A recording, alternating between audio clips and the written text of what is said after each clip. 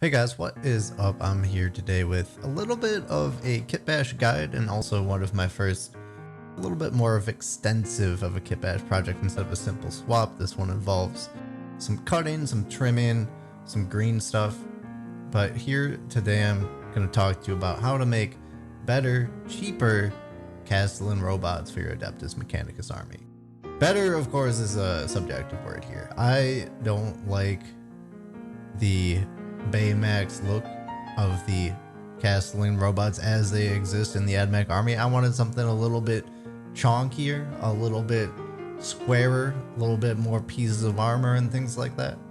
And I like the insectoid theme that carries through with a lot of Adeptus Mechanicus kind of visual language and hierarchy.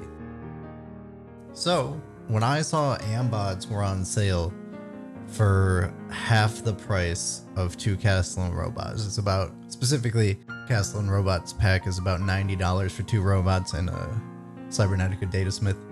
The Ambots go for 53 Canadian dollars each. That's a significant savings on a couple of bots. And aside from that, I like the look of them better. They got that insectoid look. They got those chonky armor plates, the little bit of a more angular look that fits in tune with a dune crawler. So anyway, for this Kitbash, you only need the Ambot kit. That's the only thing you need. And you're going to have to fashion some kind of pintle weapon because the height is not going to be quite the same as a normal Kastelan, even with the modifications we're going to do. So you're going to need some kind of pintle weapon. I have mine being shipped from the original Kastelan kit in a bits order, but you can do your pintle weapons however you want to do your pintle weapons. I have no problem with the original kit's weapon, so I'm just going to use that.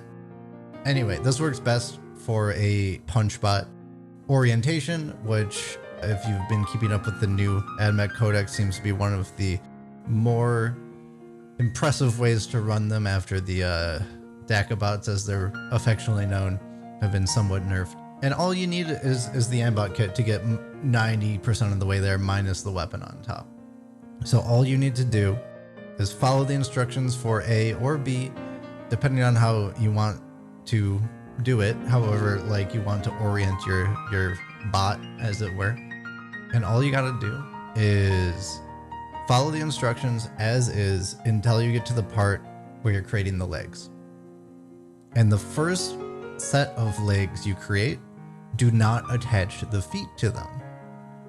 But then also create the legs for the other half.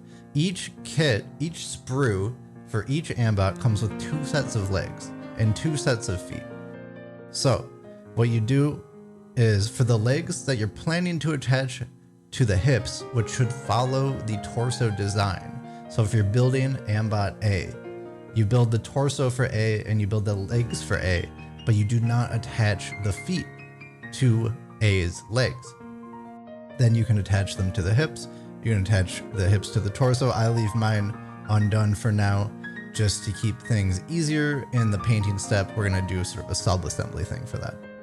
Anyway, once you have that step complete, so I was making A before, now I'm going to make B's legs, and I'm going to attach the feet to B's legs. So now you got 2 sets of legs, one with feet and one without. And the one without feet is attached to the torso. All right, clear enough, hopefully? Good. Then there's a lot of dry fitting.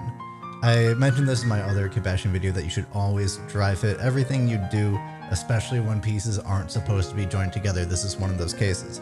You're joining the knee joint or the hip joint of set B to the foot of set A to create a knee joint where there was no knee joint previously, or the knee joint was kind of obfuscated by armor plates and things like that.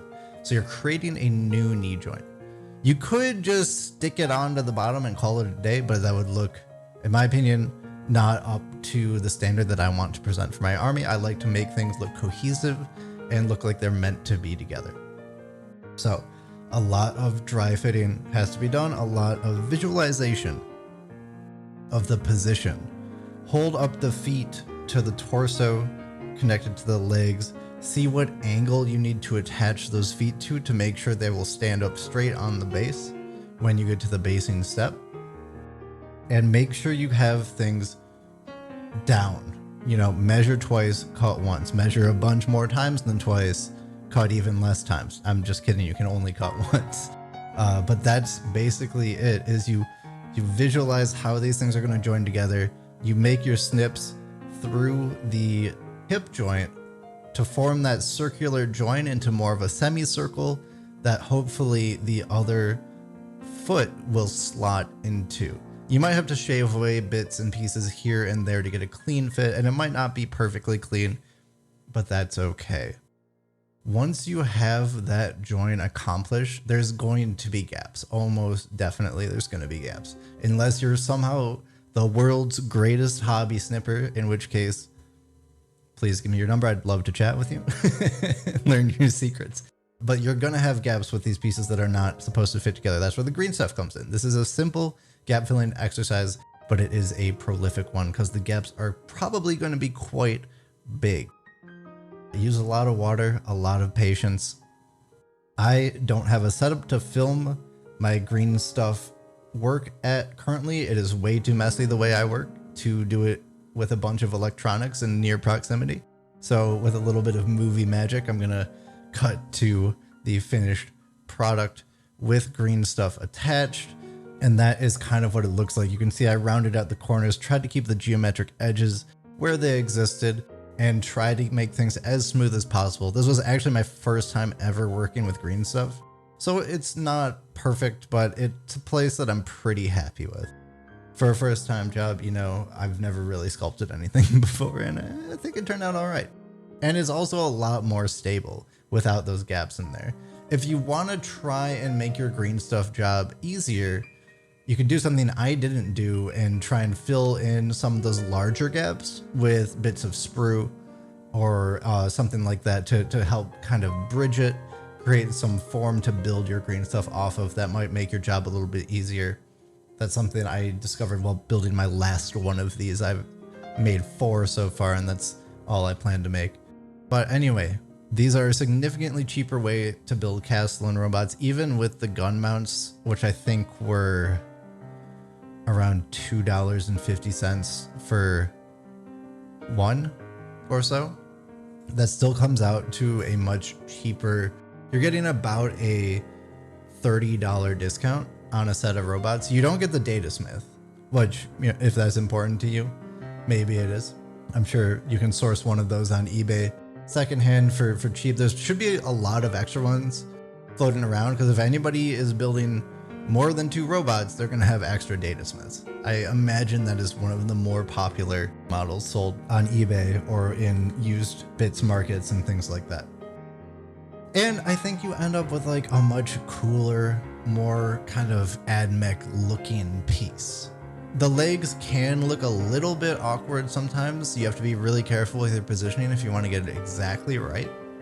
But even if they look slightly awkward, the proportions still kind of work out.